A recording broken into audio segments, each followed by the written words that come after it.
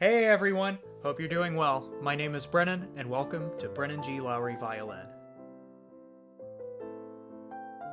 Welcome to this week's episode of Brennan Talks, where I share my recommended classical listening for the week, a couple of technical tips, and my thoughts about an issue in the arts. Enjoy! This week's classical rec is someone I think is remarkable because of her career, her artistry, and her innovation, Marin Alsop. I honestly can't offer higher praise than her bio from her own website. Convinced that music has the power to change lives, she is internationally recognized for her innovative approach to programming and audience development, deep commitment to education, and advocacy for music's importance in the world. The first woman to serve as the head of a major orchestra in the United States, South America, Austria, and Britain, she is, as the New York Times put it, not only a formidable musician and a powerful communicator, but also a conductor with a vision. Now, if you aren't sure why the part about her being the first female conductor of a major orchestra in all of those different places is important, I suggest you pause the video and go Google orchestra conductor and see what pops up. When I did this, of about 52 orchestra conductors that popped up, 6 were women. So, I'll probably talk a little bit more about gender, sex, and wage disparities in the arts in a later issue in the arts.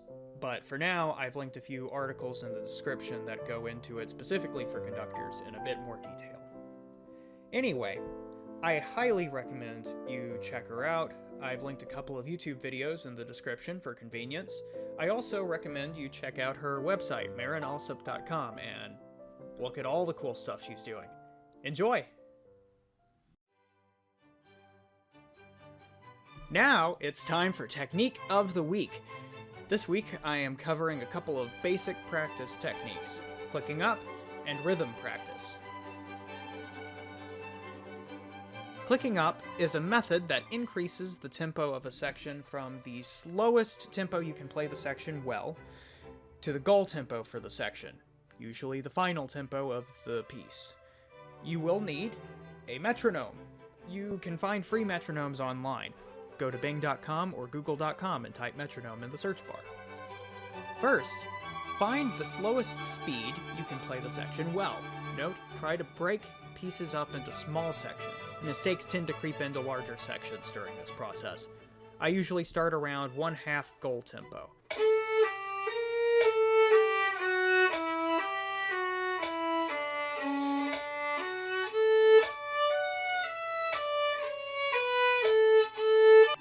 Second, play the section with the metronome set to the starting tempo.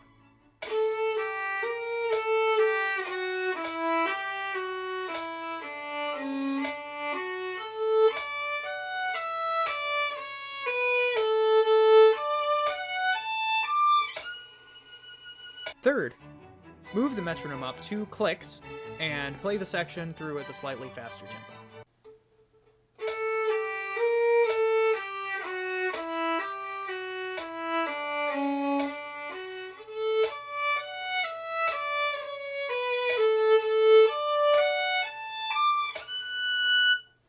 Repeat.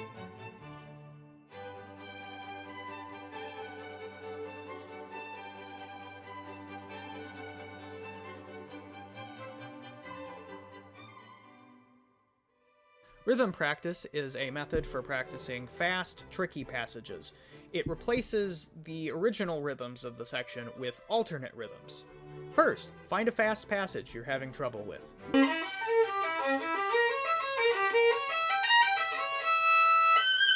Second, play through the section using these rhythms.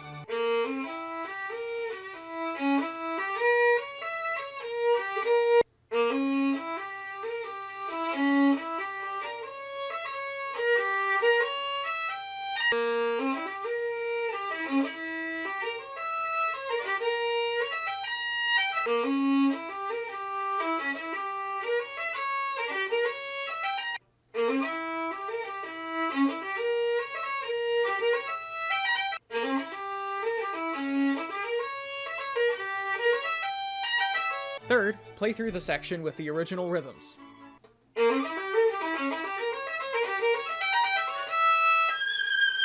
I hope these strategies help.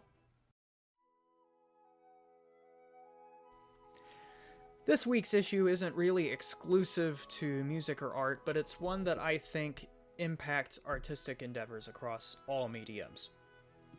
Today, I'm talking about how we view success and why defining success for ourselves as artists matters. Let's start with the dictionary definition of success. Merriam-Webster defines it as A, a degree or measure of succeeding, or B, favorable or desired outcome, and also the attainment of wealth, favor, or eminence.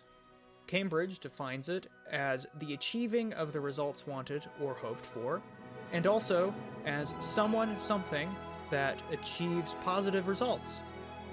According to the 2014 Business Insider article, How 9 Incredibly Successful People Define Success, the definitions include the words well-being, self-satisfaction, personal core values, enjoyment, enthusiasm, and growth. My personal favorite from this article is from the author Maya Angelou. Success is being yourself, liking what you do, and liking how you do it. This raises an interesting question, one which will cover most of my discussion. Do we, as musicians, like ourselves, what we do, and how we do it? A logical jumping off point for this discussion is academic research on the matter, specifically studies on job satisfaction in music careers. There are a lot of articles. What I was able to get through hinted at a profound and stark reality, one that I think many artists have already intuited. What artists do is A, usually not seen by the general public as work, and B, can be just as frustrating, trapping, and unsatisfying as any other job. Add to that issue the fact that graduates with artistic degrees, particularly music performance degrees, a lot of the times don't find the work they expect when they get out. Many want to become orchestral musicians, chamber musicians, or soloists, and find out there simply aren't enough ensemble slots or ensembles to hold all of the qualified applicants. And when they do finally win a position in a major orchestra, or a chance at becoming a soloist, or a slot in a internationally renowned chamber ensemble, for a lot of them it isn't the job they thought it would be. The common thread I found between all of these studies was that the satisfaction was linked with a lack of control, a lack of advancement, and a lack of opportunities for creativity. How does this relate to how we define success? Musicians of all varieties, myself included, grow up with a strong and consistent definition of success thrust upon us. Individual artistry, unparalleled excellence in our field, fame, sold-out concert halls or stadiums, that's success. One of the Merriam-Webster definitions even echoes this with words like wealth and eminence. An article listing successful people only lists public figures with ridiculous amounts of wealth or influence. When we're surrounded by advertisements, literature, news, videos, and friends that reinforce this idea of success, it's hard not to believe. But look at the other definitions of success. Desired, outcome, positive results, results wanted or hoped for, well-being, satisfaction, enjoyment, personal core values, enthusiasm, growth. Defining it in that personal way, I think it's hard to ignore the opportunities we have to succeed in our daily lives, whether artistic or not, in some way. Maybe we haven't learned the piece we want to learn yet, but we can learn a bar or two or three today. That can be a success. Maybe we didn't get the orchestra slot that we hoped for, but we learned a lot about ourselves and how we need to prepare for auditions in the future. That can also be a success. What success means for us as artists is up to each of us as individuals. What a successful career looks like is up to each of us. What a successful practice week, practice day, looks like is up to each of us. And what a successful day in general looks like is up to each of us.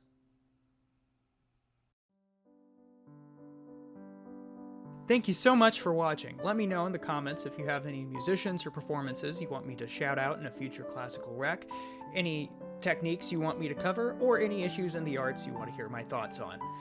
If you're interested in taking violin lessons from me, send me an email at bglviolin@gmail.com or check out bglviolin.com for more info.